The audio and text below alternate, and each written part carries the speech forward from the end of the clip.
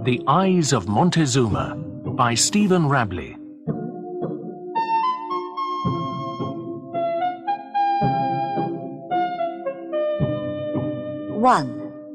The American Girl.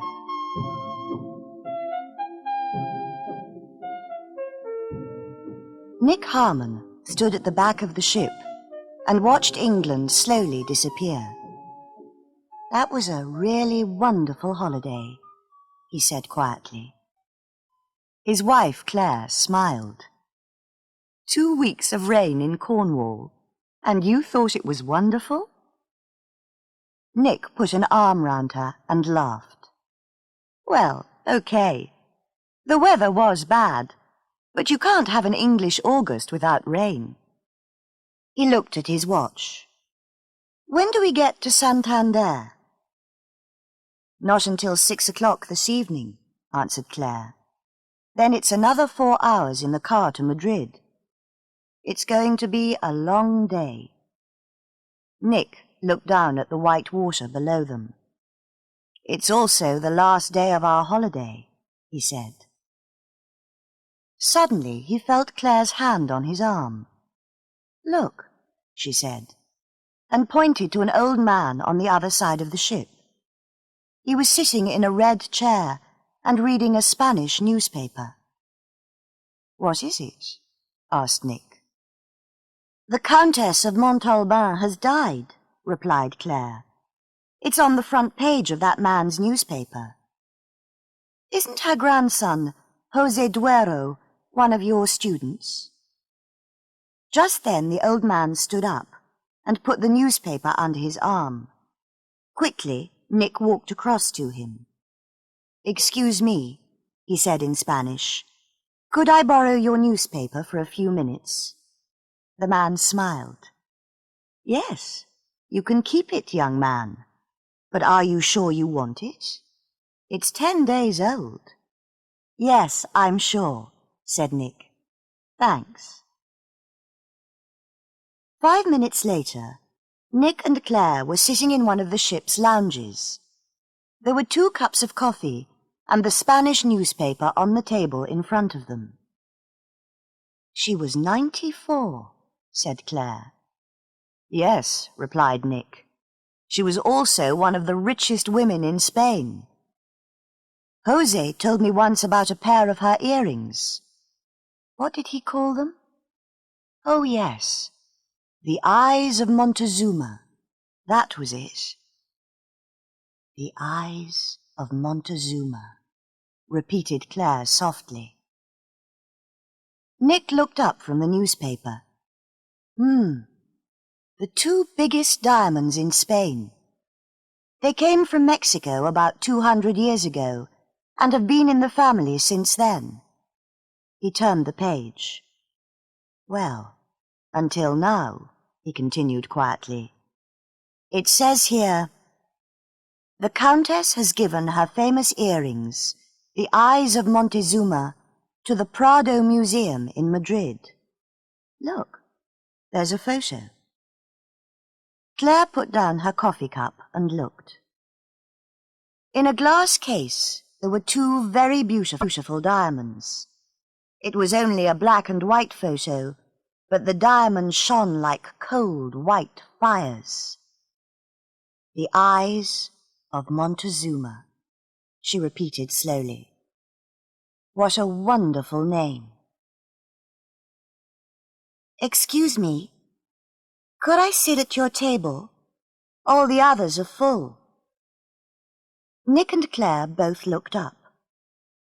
There in front of them was a girl of 18 or 19. She was pretty, with short dark hair and bright eyes. "Yes, please do," said Claire, and took her bag off the chair beside her. "Thanks," said the girl. She put a glass of milk on the table and sat down. "Hi, I'm Shelley Maughan." Her voice was American, and she was wearing a T-shirt with a picture of James Dean on the front. "Hello," said Nick. "I'm Nick Harmon, and this is my wife, Claire." The girl smiled at both of them, then pointed at the newspaper on the table. "Please, don't let me—" "No, that's okay. We've finished," said Claire. The three travellers began talking. First, Nick and Claire told Shelley about their home in Madrid and their jobs. "Nick's an English teacher, and I work in a hospital," said Claire. "We've lived in Spain for almost 2 years now." Then Shelley told them about her life in the United States. She was a student at the University of California and lived in Los Angeles. "This is my first time in Europe without my parents," she said with a small smile. "My family has friends in Zaragoza, and I'm going to stay with them for a month." After about 20 minutes, Claire said, "Would you like to stay and have lunch with us?"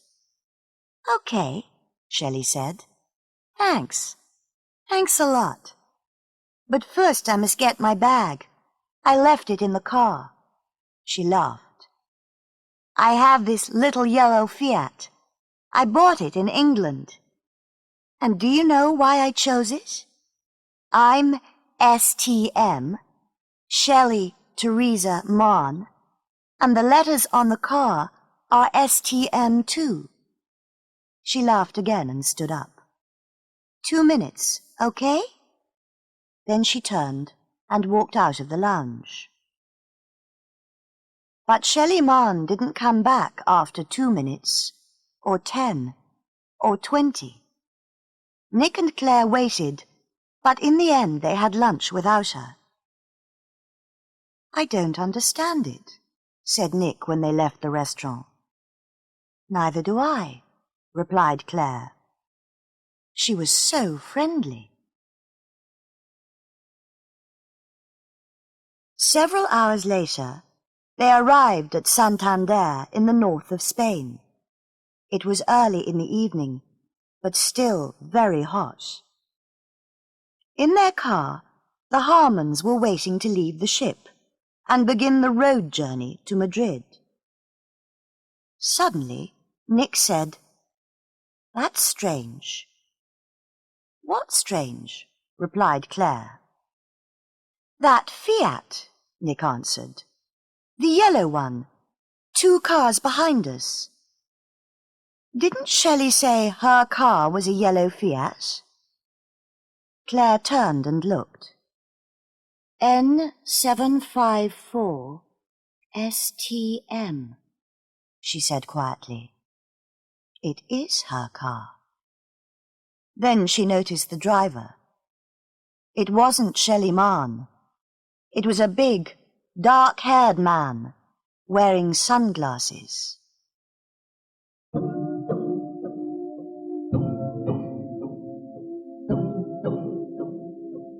2. A villa near Toledo.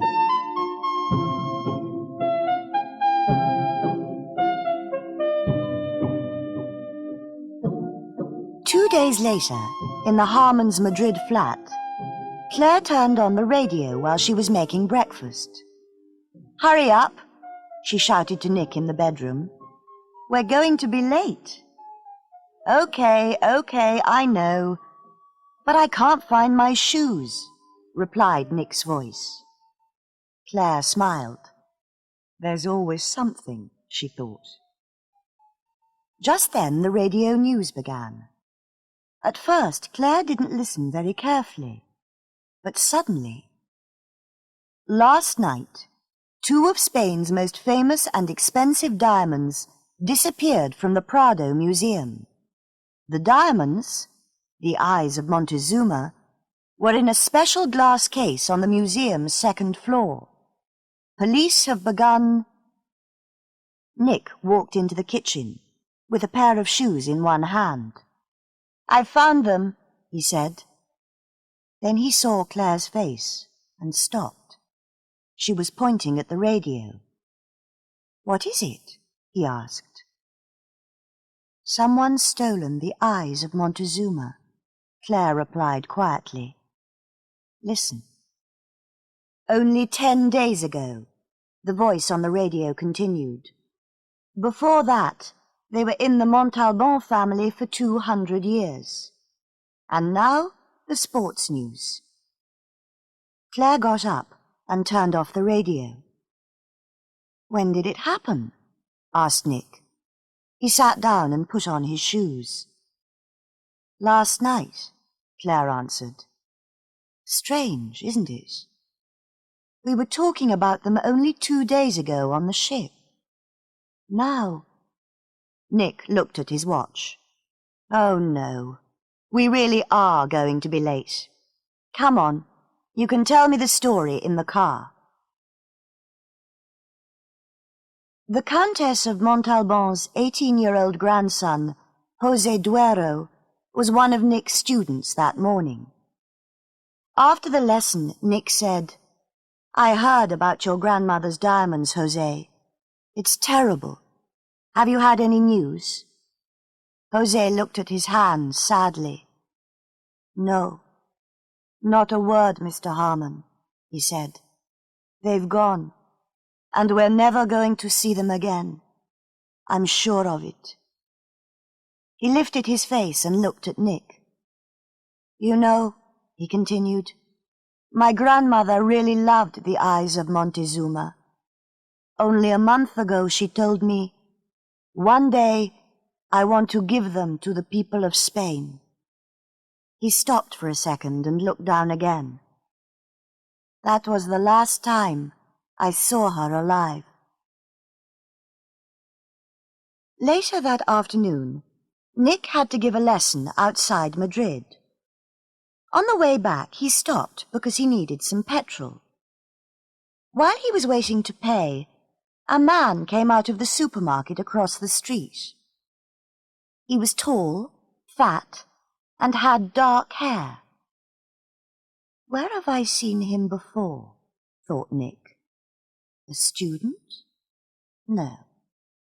Did he work at the hospital with Claire? No. At that moment, the man looked up at the sky, then put on a pair of sunglasses. Suddenly, Nick remembered. You were the one behind the wheel of Shelley Marne's car, he thought. Yes, he was sure of it. Quickly he paid and walked outside. Just then, a blue Renault stopped a few meters in front of the dark-haired stranger. The door opened, and a woman's voice called in English. Don't just stand there, you fool. Let's go. The car began to move, and then Nick saw something. On the back seat, there was a bag with the letters UCLA on the side. The University of California in Los Angeles. Shelley's University. I don't like this, thought Nick. I don't like this at all. He began to walk towards a telephone box, but stopped. No, there wasn't time to call the police. He turned, ran back to his car and started the engine. There was only one answer. He had to follow the blue Renault.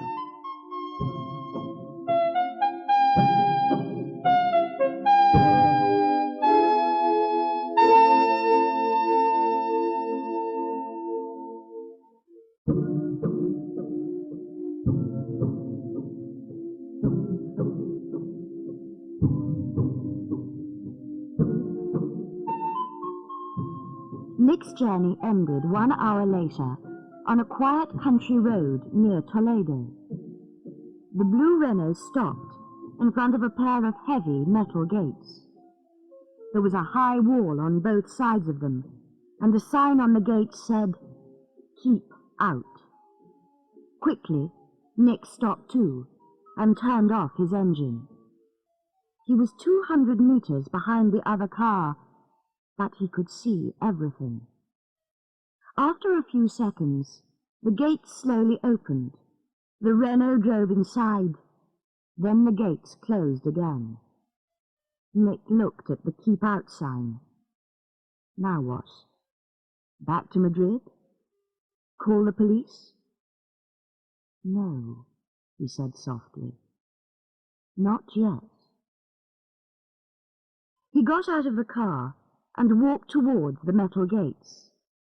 Through them, in the gold evening light, he could see an old, dark villa. It looked empty. Then he noticed a small building made of wood in the villa's garden. It had a big lock on the door and several broken windows. He could see something through one of them. Was it a small square of yellow? Yes, it was.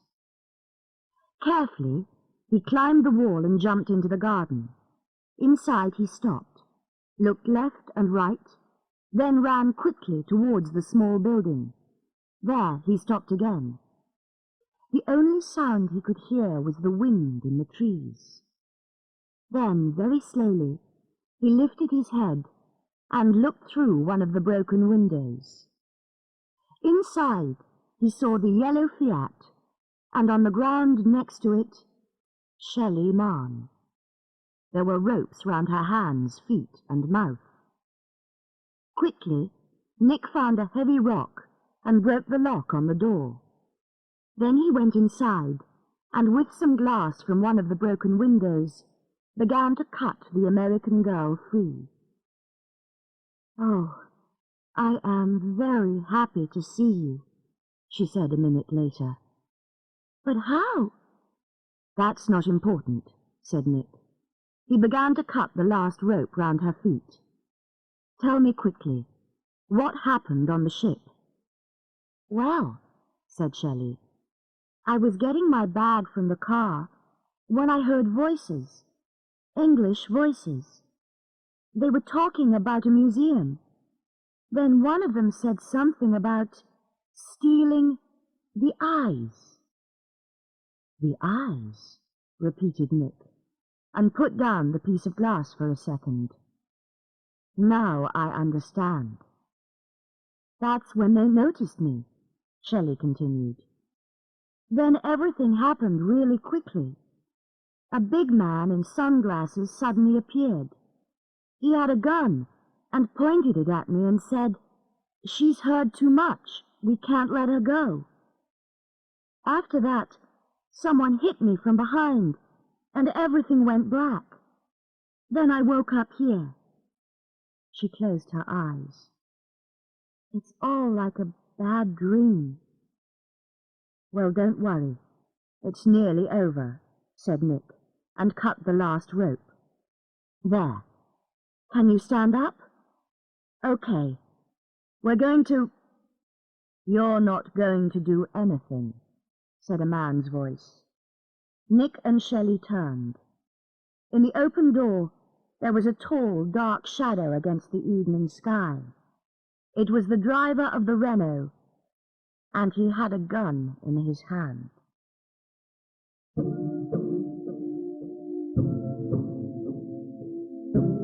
3. The plane to Morocco.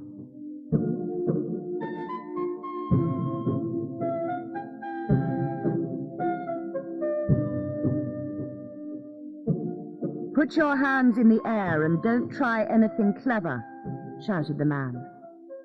Slowly, Nick and Shelley put their hands in the air. "Very good," said the man more quietly. His eyes were moving quickly from side to side. "Now turn towards the wall." They turned. Just then, Shelley looked down. On the floor in front of her there was a rock. Nick used it a few minutes earlier when he broke the lock on the door. "Well, it's now or never," she thought. Quickly, she dropped to the floor, turned and threw the heavy rock at the man. It hit him on the side of the head. "You dirty little—" he began, and pointed his gun at Shelley. But Nick was too fast for him. In a second, he turned and pushed the man's arm as hard as he could against Shelley's car. Something metal hit the ground. Then Nick heard Shelley's voice. "It's okay," she shouted. I've got the gun. Immediately the man stopped. He looked at the gun in Shelley's hand and said, "No, no, please don't shoot me." "That's better," said Nick. He walked to the door, looked outside, then closed it. "Now," he continued, "you're going to be a good boy and tell us about the eyes of Montezuma. That's right, isn't it, Mr. Blaine?" "My name's Harry Blaine," said the man. "What do you want to know?" Nick smiled. "Everything," he said. "But first, where are the diamonds?" "I haven't got them," said Blaine. They're in the villa. Harris and Drake have got them." "Harris and Drake?" asked Shelley. "Paul Harris and Janice Drake," Blaine replied. "They stole the diamonds. I didn't do anything. Really, I just drove the car. Please, don't." At that moment, Shelley put a hand on Nick's arm. "Someone's watching us," she said, and pointed towards one of the broken windows. Nick looked through it and saw a woman on the other side of the garden. She was standing outside the villa and had a pair of binoculars in her hands. "You're right," said Nick. "Come on, we can't stay here." "What are you going to do?" asked Harry Blaine. Nick turned. "That's a very good question," he replied. Just then there was a sudden noise. It was a car engine. Nick looked through the window again and saw the blue Renault. It was driving away. "They're escaping!" he shouted. "What? Without me?" said Blaine. "The dirty—" "Quick, Blaine," said Shelley. "Where are they going? Tell us." She pointed the gun at Blaine's head. "Now!" Blaine's face went completely white. Okay. They're going to a small airport, about 20 kilometers from here. They're taking the diamonds to Morocco on a plane at 9 o'clock. Nick looked at his watch. It was 8:10. "Come on, Blaine," he said. "We're going to follow them, and you can show us the way." 10 minutes later, Nick was driving as fast as he could along the narrow Spanish country roads. In the back seat, Shelley was still holding the gun. Blaine was beside her with a rope round his hands. "The airport's about 2 kilometers from here on the left," he said. Then suddenly there was a loud noise behind them. Shelley turned. "Oh no," she said. "We've got trouble, Nick. It's the police." Nick didn't answer. "Well, aren't you going to stop?" asked Shelley. "No," answered Nick. "This is too important. We haven't got the time." Shelley looked behind her again. Now there was a blue light on top of the police car, and one of the men inside was talking on a radio. After a few seconds, she said, "Is all this really happening? I mean, I came to Europe for a rest and a holiday." Just then they turned a corner, and Blaine shouted, "There it is." In front of them was a big field. On one side of it there were several low modern buildings. Next to one of them was the blue Renault, and in the middle of the field was a small plane. It was already moving. "They're going to escape," said Shelley. "Oh no, they're not," replied Nick. They were now driving across the field towards the plane. The police car was only a few meters behind them. "I'm going to drive in front of the plane. Okay?" said Nick. Blaine looked at Shelley. Neither of them replied at first. Then Shelley said, "Nick, are you sure that's a good—" But it was already too late. The next moment the plane was almost on top of them. Shelley could see the pilot's eyes. Then in a second, everything changed. The plane suddenly turned to the left, one of its wings hit the ground, and it crashed in a ball of orange fire.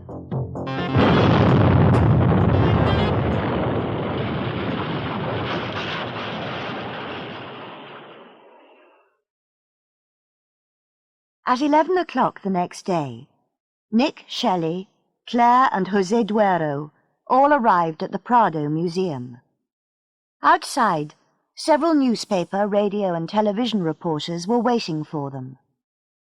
"How do you feel, Miss Mann?" asked one of them. "Tired," replied Shelley with a slow smile. "What happened after the plane crashed, Mr. Harmon? Can you tell us?" asked another. "Well," said Nick, "first Shelley and I told the police our story.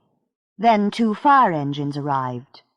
A few minutes after that, one of the firefighters found the diamonds in the plane. That's all, really." "Harris and Drake died in the crash," the reporter continued. "But what about Blaine? What's going to happen to him?" "I don't know," answered Nick. "That's a question for the police. Now, please excuse us." Inside the museum, José took Nick, Shelley and Claire to the 2nd floor. There he showed them the eyes of Montezuma, back in their glass case again. For a moment, nobody spoke. Then Shelley put her face next to the glass and said softly, "They are beautiful." After that, José said to the Harmons and Shelley, "Come and have lunch with me at one of the best restaurants in Madrid." "Thanks, José," said Claire. Then she turned to Shelley. "What time are you leaving for Zaragoza? Have you got time for lunch?" "Sure," said Shelley, and they all went out of the building through a back door. Then she looked up at the hot blue sky and half closed her eyes. "Oh, but my sunglasses are in the car," she said. "Just let me go and get them, okay? Can you wait here a minute?" "Oh, no," replied Claire. She took Shelley's arm and laughed. "This time, Nick and I are coming with you."